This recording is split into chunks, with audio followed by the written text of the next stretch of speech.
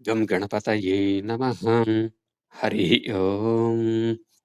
వాల్మీకి రామాయణంలో బాలకాండలో త్రిశంకుని ప్రార్థనపై విశ్వామిత్రుడు నిన్ను సశరీరంగా స్వర్గమునకు పంపెదను అని అతనికి మాట ఇచ్చుట, శిష్యుల ద్వారా మునులను అందరినీ ఆహ్వానించుట, తన ఆహ్వానమును తిరస్కరించినందులకు అతడు వశిష్ఠుని సుతులను మహోదయుని శపించుట గురించి చెప్పుకుంటున్నాం.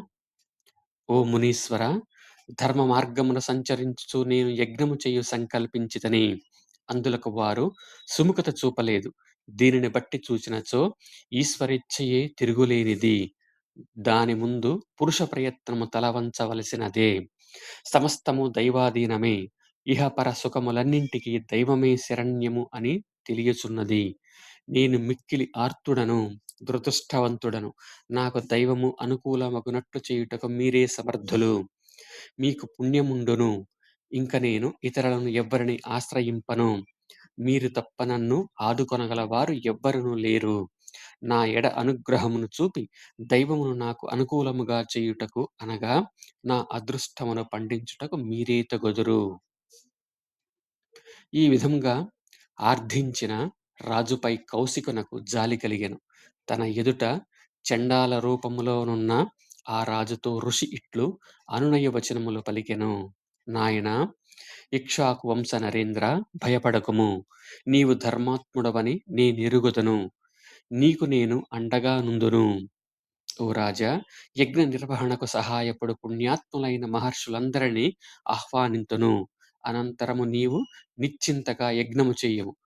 గురుపుత్రుల శాపము వలన వచ్చిన నీ చండాల రూపము ఇట్లేయున్నచో ఈ రూపముననే నిన్ను సశరీరముగా స్వర్గమునకు చేర్చెదను. ఓ నరేంద్ర, నీవు ఈ కౌసుకుని నా కడకు వచ్చి శరణుజొచ్చితివి కనుక ఇక స్వర్గము నీ చేజిక్కినట్లే అని తలంతును.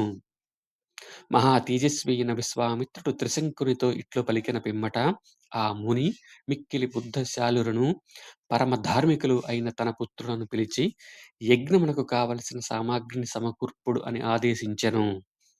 పిదప శిష్యులను పిలిచి వారితో ఇట్లు పలికెను. నాయనలారా, సకల ఋషి గణములను, వారి శిష్యులను, మిత్రులను, ఋత్విజులను, సకల వేద శాస్త్ర పండితులను నా ఆజ్ఞగా తీసుకొని రండు.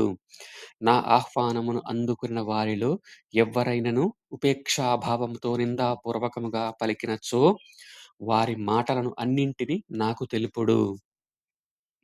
విశ్వామిత్రుని శిష్యులు ఆయన మాటలను విని ఆజ్ఞను శిరసావహించి అన్ని దిక్కులకును వెళ్ళిరి.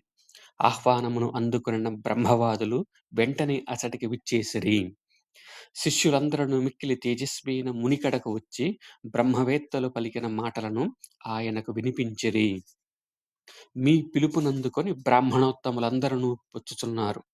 మహోదయుడు అను మునియు వశిష్ఠుని కుమారులు 100 మందియు తప్ప అందరూ ఇచ్చేయుచున్నారు. ఓ మునీశ్వర, ఆ వశిష్ఠుని కుమారులు కోపముతో పలికిన మాటలన్నింటినీ వినుడు. యజ్ఞమును చెయ్యువాడు చండాలుడు, చేయించెడివాడు క్షత్రియుడు. అట్టి యజ్ఞమునకు చెందిన హవిస్సులను దేవతలు ఋషులను ఇట్లు స్వీకరింతురు. విశ్వామిత్రుని ఆదేశమునకు తలయొగ్గి సదాచారమును విస్మరించి చండాల భోజనము స్వీకరించినచో వారు బ్రాహ్మణులై అయినను మహాత్ములై అయినను స్వర్గమునకు ఎట్లు చేరగలరు?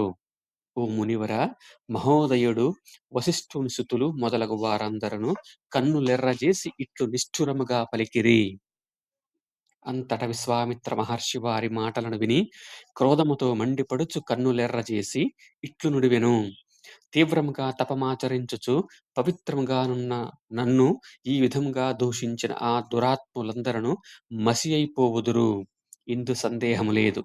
నేడే వారందరూ యమపాశముచే నరకమునకు ఈడ్వబడుదురు. ఇంకను 700 జన్మల వరకు వారు శవములను భక్షించుచు బ్రతుకుదురు. మరియు వారు ముష్టికులు అను హీన జాతికి చెందిన క్రూరాత్ములై కుక్క మాంసమును తినుచు జీవింతురు.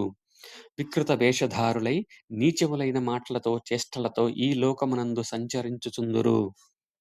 దురాత్ముడైన మహోదయుడు సజ్జనుడైన నన్ను దూషించెను కనుక అతడు కిరాతుడై జనులందరిచే దూషింపబడును. కఠినాత్ముడై ఎల్లప్పుడూ సకల ప్రాణులను హింసించుచు చంపుచు బ్రతుకుచుండును. అతడు నా శాప ప్రభావమున చిరకాలము దుర్గతుల పాలగును. మహా తపస్వియు, తేజస్వియు అయిన విశ్వామిత్ర మహాముని ఋషుల పక్షమున ఇట్లు పలికి మిన్నకుండెను. మహా తేజస్వియగు విశ్వామిత్రుడు వశిష్ఠు పుత్రులను మహోదయుని తన తపోబలముచే దెబ్బతీసిన పిమ్మట ఋషులందరను వినుచుండగా ఇట్లు నుడివెను.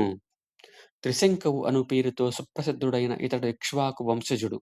ధార్మికుడు, దానశీలుడు. పూర్వము క్షత్రియ రూపమున ఉన్నవాడు. ప్రస్తుతము శాప కారణముగా చండాల రూపమును పొందియున్నవాడు. అట్టి ఇతడు సశరీరముగా స్వర్గమునకు జేరి దానిని వశపరచుకొనవలెనను కోరితో నన్ను ఆశ్రయించెను. యజ్ఞ ప్రభావమున ఇతడు తన ఈ శరీరముతోడుని స్వర్గమునకు చేరునట్లుగా మనము ఒక క్రతువును నిర్వహింపవలెను. అచ్చట చేరియున్న ధర్మజ్ఞులైన ఋషులందరను విశ్వామిత్రుని మాటలకు విని తమలో తాము ఇట్లు అనుకొనిరి. కుశవంశుడనైన ఈ విశ్వామిత్రుని ముక్కోపి. ఆయన చెప్పినట్లుగానే చెయ్యుదము, వెనుకాడవలదు. పూజ్యుడైన ఆ మహర్షి నిప్పు వంటివాడు. ఆయనకు కోపం వచ్చినచో శపింపగలడు. అందువలన యజ్ఞమును నిర్వహింతుము. విశ్వామిత్రుని తేజ ప్రభావమున ఇక్ష్వాకు వంశము వాడైన ఈ త్రిశంకువు సశరీరుడై స్వర్గమునకు చేరినట్లు క్రతువును నడుపుదము. అందరూ తమ తమ పనులను ప్రారంభించుదురుగాక. మహర్షులందరూ తమలో తాము ఇట్లనుకొని తమ తమ పనులను చేయసాగిరి. మహా తేజస్వియగు విశ్వామిత్రుడును ఆ క్రతువునకు యాజకత్వమును వహించెను. వేద మంత్రములను బాగుగా నేర్చిన ఋత్విజులు క్రమముగా మంత్రయుక్తముగా కల్పోక్త ప్రకారము విద్యుక్తములైన సమస్త కర్మలను ఆచరించిరి. అంతట మహా తపస్వి అయిన విశ్వామిత్రుడు చాలా కాలము మంత్రములను ఆవృత్తి చేయుచు యజ్ఞ హవిర్భాగములను స్వీకరించుటకై సకల దేవతలను ఆవాహన చేసెను. కాని అప్పుడు ఆహుతులైన దేవతలెవ్వరును హవిర్భాగములకై రారైరి. అంతట విశ్వామిత్ర మహాముని కోపముతో ఊగిపోవుచు శృవమును పైకెత్తి దేవతలు రానందుకు మండిపడుచు త్రిశంకువుతో ఇట్లు నుడివెను. ఓ నరేంద్ర, నా తీవ్ర తపశ్శక్తిని చూడుము. ఇదిగో నా తప ప్రభావమున సశరీరముగా నిన్ను స్వర్గమునకు పంపెదను. ఓ రాజా, దుర్లభమైన స్వర్గమును సశరీరుడవై చేరుము. రాజా, నేను పెక్కు కష్టముల కూర్చి సంపాదించిన తపఫలము ఏ మాత్రము ఉన్నము తత్ప్రభావమున నీవు సశరీరముగా స్వర్గమును పొందుగలవో. ఓ రామ, ఆ మహర్షి అట్లు పలికిన వెంటనే త్రిశంకు ప్రభు అక్కడి మునులందరూ చూచుచుండగా స్వర్గమునకు వెళ్ళెను.